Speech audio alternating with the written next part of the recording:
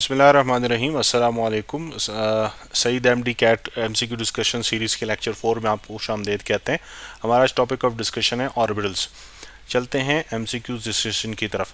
पहला एमसीक्यू है which orbital has the biggest size and has maximum energy. तो इसमें दो चीज़ें हैं, एक इसने साइज़ का पूछा, दूसरा उसने एनर्जी का पूछा है। अगर हम थोड़ी सी रिकॉल करें ये रिलेशनशिप कि जी किसी भी जो रेडियस है उसका डायरेक्ट रिलेशनशिप है एन के साथ, यानी कि नंबर ऑफ शेल के साथ उसका डायरेक्ट रिलेशनशिप है, और एनर्जी का भी नंबर ऑफ शेल्स के रिलेशनशिप होता है। जितने ज़्यादा उसमें शेल्स होते हैं उसकी एनर्जी भी उतनी ही ज़्यादा होती है। तो एन के साथ साइज का भी डायरेक्ट रिलेशनशिप है और एन के साथ एनर्जी का भी डायरेक्ट रिलेशनशिप है, which is principal quantum number. तो इसमें maximum principal quantum number n जो है वो 5p का है, तो उसकी एनर्जी सबसे ज़्यादा हो जाएगी। अगला क्वेश्चन है n2 is generally use to determine maximum. ये number of orbitals in a shell बताता है। ये इंपॉर्टेंट इंफॉर्मेशन है जो कि आप डायरेक्टली कैलकुलेट कर सकते हैं कि एक शेल के अंदर कितने ऑर्बिटल्स हो सकते हैं। अगर मिसाल के तौर पर मैं आपसे कहता हूं कि मेरे पास जो है ना वो थर्ड शेल है, तीसरा शेल है, तो उसके अंदर कितने ऑर्बिटल्स होंगे, तो आपने डायरेक्ट क्या करना है कि एन स्क्वायर का फार्मूला लगाना है 3 इंटू स्क्वायर का, तो उसमें 9 ऑर्बिटल्स हो जाएंगे। और वो 9 ऑर्बिटल्स कैसे हो सकते हैं, आप इसको यूं भी कह सकते हैं कि अगर तीसरा शेल है तो इसके अंदर 3s हो जाएगा, 3px हो जाएगा, 3py हो जाएगा और 3pz हो जाएगा। ये तो 4 ऑर्बिटल ये हो गए, और इसी तरीके से 4 ऑर्बिटल डी के हो गए। तो टोटल 9 ऑर्बिटल हो गए हैं, 1 2 3 4 5 6 7 8 और 9। तो ये शॉर्टकट है एन स्क्वायर से आप डायरेक्ट ऑर्बिटल्स मालूम कर सकते हैं किसी भी शेल में। Number of electron in a shell, इसके लिए फार्मूला है 2n स्क्वायर। ये फार्मूले याद रखना बड़े ज़रूरी हैं क्योंकि ये अक्सर इन्हीं में से क्वेश्चंस पूछे जाते हैं और ये शॉर्टकट्स भी हैं। Number of orbitals in a shell, sub shell. अब सब शेल के अंदर ऑर्बिटल्स की तादाद आप कैसे मालूम कर सकते हैं, उसके लिए है 2l+1। और इलेक्ट्रॉन्स के लिए है जना 2 इंटू 2l+1। तो ये दोनों फार्मूले आपस में मिक्सअप हो जाते हैं, और ये जो 2n स्क्वायर और n स्क्वायर का फार्मूला ये आपस में मिक्सअप हो जाता है। So you have to look at it और इसको याद करना है, इसमें कंफ्यूज नहीं होना है बिल्कुल भी। How many electrons can accommodate in an orbital of sub shell for which l=2। अब यहाँ पे पिछली स्लाइड में मैंने आपको बताया कि किसी भी सब शेल के अंदर आप अगर इलेक्ट्रॉन्स मालूम करना चाहते हैं तो अच्छा, यहाँ पे मैंने एक मिस्टेक की है, बड़ी जेन्युइन मिस्टेक की है, मैं इसको रिकॉल करा देता हूँ, सॉरी। वो ये है कि number of electron in an orbital, यहाँ पे मिस्टेक है, और ये ज़रूरी है कि ऑर्बिटल के अंदर मैक्सिमम जो है ना वो 2 इलेक्ट्रॉन्स आ सकते हैं। Maximum electron in an orbital वो 2 इलेक्ट्रॉन्स आ सकते हैं। It does not has any formula, इसके लिए कोई फार्मूला नहीं है। अच्छा जी, वापस जाते हैं क्वेश्चन में कि l=2 में कितने सब शेल में इलेक्ट्रॉन्स आते हैं। तो अगर आपने इलेक्ट्रॉन्स मालूम करने हैं किसी भी सब शेल में, इलेक्ट्रॉन इन सब शेल, तो उसके लिए फार्मूला मैंने अभी जो लिखा था वो गलत था। वो आता है 2 इंटू 2l+1, ये फार्मूला है। सो 2 इंटू 2 और l=2 है, +1 आ जाएगा, तो it is equal to 10 electrons आ जाएंगे। सो करेक्ट आंसर इसमें चार्ली ऑप्शन इसमें करेक्ट है। अच्छा जी, अगला क्वेश्चन है maximum number of electron in an orbit. Orbit में इलेक्ट्रॉन्स की तादाद के लिए हमारा फार्मूला है 2n स्क्वायर है। ये बाकी फार्मूले अभी हमने पिछली स्लाइड्स के अंदर डिस्कस किए थे। यहाँ पर हमने फार्मूले किए थे कि 2n स्क्वायर जो है ना वो इलेक्ट्रॉन इन अ शेल या ऑर्बिट एक ही चीज़ है। यहाँ पर वही क्वेश्चन एक दूसरे पैरामीटर के साथ जो है ना वो डिस्कस किया हुआ है। अगला क्वेश्चन है p ऑर्बिटल। अब ये क्वेश्चन जो मैंने वहाँ पे मिस्टेक की थी कि मैंने इसके लिए फार्मूला लिख लिया था, और वो मैंने फिर बाद में करेक्ट कर लिया कि भाई ऑर्बिटल में इलेक्ट्रॉन्स की तादाद मैक्सिमम 2 ही हो सकती है। ये देखिएगा, ऑर्बिटल में इलेक्ट्रॉन्स की तादाद हमने 2 ही लिखी है, तो यहाँ पर भी वो क्वेश्चन में ऑर्बिटल ही पूछ रहा है, तो 2 इलेक्ट्रॉन्स इसमें हो सकते हैं, और वो दोनों के दोनों according to the Pauli's exclusion principle वो अपोजिट स्पिन के ही होंगे, because it says that electron in an orbital cannot have same spin। तो ये Charlie is the correct answer. Unknown element having electronic configuration 2813। अब इसको अगर हम देखें, ये इसका k शेल है, ये इसमें l शेल है, ये इसमें m शेल है, और ये इसमें n शेल है। तो मैं यहाँ पे इसकी इलेक्ट्रॉनिक कन्फिगरेशन लिख देता हूँ k शेल में विच इज़ 1s2, फिर l शेल में 2s2 और 2p6, उसके बाद जो m शेल है उसमें 13 इलेक्ट्रॉन्स मैंने लिखने हैं, विच इज 3s2 3p6 और 3d5 में लिखने हैं, क्योंकि m शेल में 13 इलेक्ट्रॉन्स हैं। तो 13 इलेक्ट्रॉन्स 2 और 8 ये हो गए, तो बाकी 5 बच गए हैं। और n शेल में 4s2। अब वो कहता है कि अनपेड इलेक्ट्रॉन जो है वो d में कितने हो गए हैं, तो d ऑर्बिटल जो है ना उसके अंदर वो 5 इलेक्ट्रॉन्स हैं, तो 5 है कोई 5 ही इसमें अनपेड इलेक्ट्रॉन्स होंगे। अब इसके लिए एक शॉर्टकट है, वो शॉर्टकट ये है कि d के ना 5, इसके d के 5 ऑर्बिटल्स होते हैं, 1 2 3 4 5, ये 5 ऑर्बिटल्स होते हैं। इसमें ये करना होता है कि जी d में 5 जो ऑर्बिटल्स हैं, अब वो 5 इलेक्ट्रॉन्स हैं, आपने इसमें डिस्ट्रीब्यूट करना है जी। डिस्ट्रीब्यूशन कैसे करनी है कि ये एक, अगर एक इलेक्ट्रॉन है अनपेड, 2 भी अनपेड, 3 भी अनपेड, 4 भी अनपेड, 5 भी अनपेड, तो 5 से 5 तक इलेक्ट्रॉन अनपेड ही आएंगे। उसके बाद जो छठा इलेक्ट्रॉन आएगा वो पेयर्ड हो जाएगा, 7वां पेयर्ड हो जाएगा, 8वां पेयर्ड हो जाएगा। तो आप इस तरीके से इसको ना, ये तो मैंने आपको समझाने के लिए लिखा है, आप सिर्फ डी की जब बारी आएगी तो आपने सिर्फ ये करना है कि 5 आपने डैश लगाने हैं, ठीक है। इलेक्ट्रॉन्स आपने फिर यहाँ पे अकोमोडेट करना है कि जी एक इलेक्ट्रॉन है, 2 है, 3 है, 4 है, 5 तक, पाँचों के पाँचों अनपेड होंगे। तो यहाँ पर हमारी करेक्ट ऑप्शन जो है ना वो बीटा बन जाती है, ये अनपेड इलेक्ट्रॉन इसके अंदर 5 है। Which of the following has most stable orbital in a valence shell. Most stable, दो तरह के ऑर्बिटल्स जो है ना वो मोस्ट स्टेबल होते हैं, या तो ऑर्बिटल फुली फिल्ड हो या तो वो हाफ फिल्ड हो, तब जाके वो स्टेबल होगा। फुली फिल्ड मैक्सिमम होता है, हाफ फिल्ड जो है ना वो स्टेबल होता है लेकिन थोड़ा सा लेस स्टेबल होता है। तो if you write the electronic configurations, अगर हम यहाँ पे लिखें ऑक्सीजन की वैलेंस शेल इलेक्ट्रॉनिक कन्फिग्रेशन लिखें, या जनरली वैसे आप ऑक्सीजन की इलेक्ट्रॉनिक कन्फिग्रेशन यहाँ पे लिखें, दिस इज ऑक्सीजन इज 8 + 1, मतलब एक इलेक्ट्रॉन निकाल दें, so it is 1s2 2s2 और ये 2p4 बनता है, लेकिन यहाँ पर ये 2p3 बनाएंगे क्योंकि इसमें से एक इलेक्ट्रॉन हमने निकाल देना है। सो 2 4 5 6 7 इलेक्ट्रॉन, 7 इलेक्ट्रॉन्स के साथ हमने इसको रखना है, तो 7 इलेक्ट्रॉन के साथ ये अनपेड हो गया, सो ये सबसे ज़्यादा स्टेबल हो गया।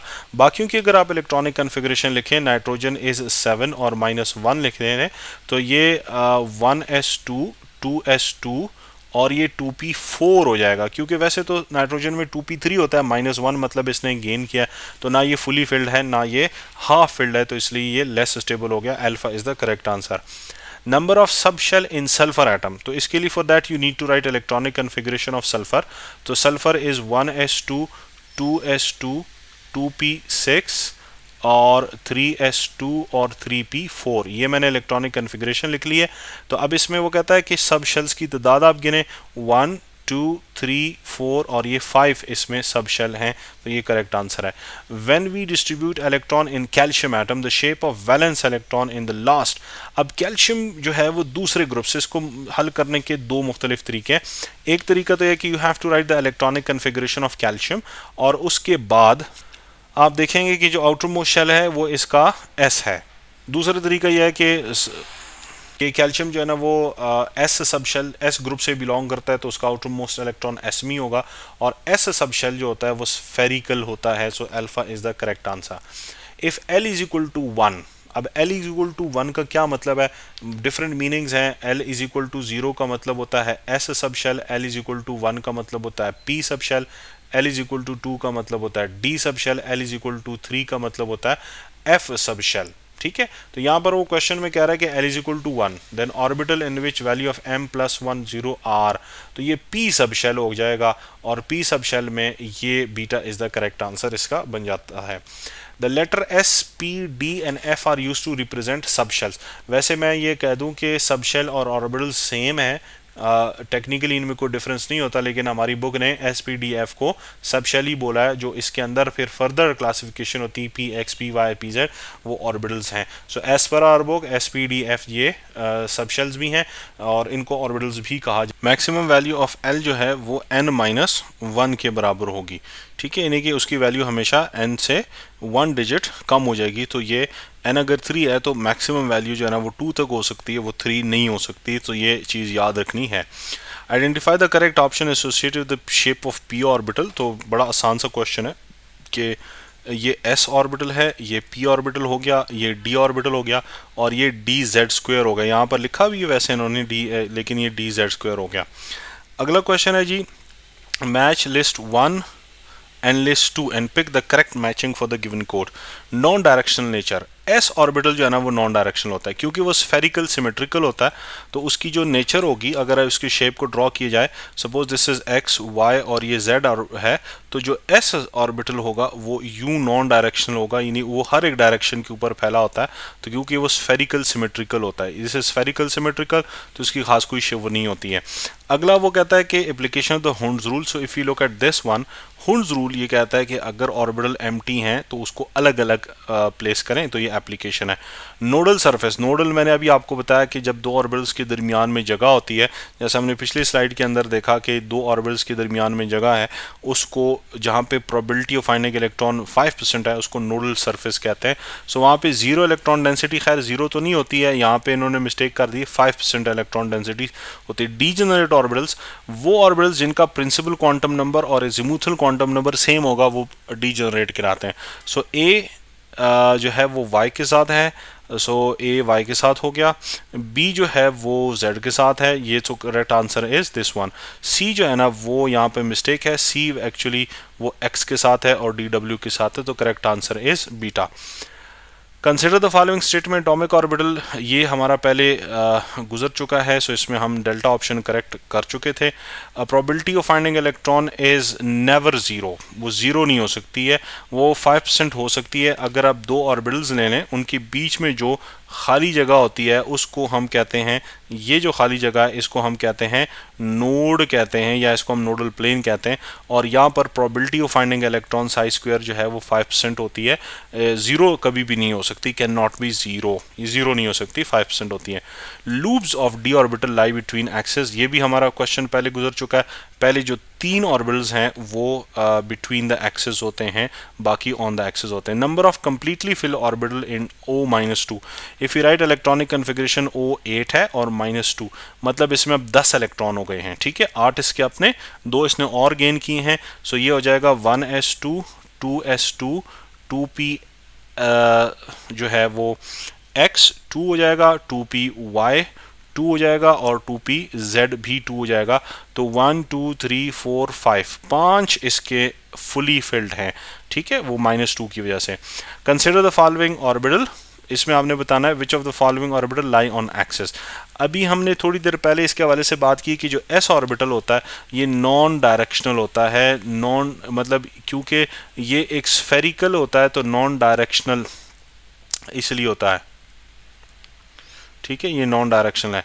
ये एक्सिस के ऊपर है, P X P Y and P Z, तो ये भी हो गया हमारा।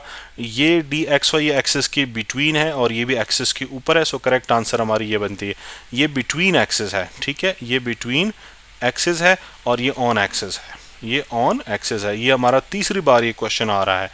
विच of the following orbital has maximum penetration effect. Penetration effect का मतलब क्या होता है जी? पेनिट्रेशन इफेक्ट का मतलब होता है एबिलिटी टू होल्ड इलेक्ट्रॉन। जब वो न्यूक्लियस के करीब होता है तो न्यूक्लियस की अट्रैक्शन ज़्यादा पड़ती है, तो जिसकी वजह से वो उसको इलेक्ट्रॉन होल्ड करने की एबिलिटी उसमें ज़्यादा होती है। तो एस सबसे करीब होता है न्यूक्लियस के, इसलिए इसमें एबिलिटी टू होल्ड इलेक्ट्रॉन भी सबसे ज़्यादा होती है। The shape of D Z square, अभी हमने बोला है बाई लूप्ड यूनिकॉलर, हमने पीछे स्लाइड में इसकी शेप डिस्कस की है।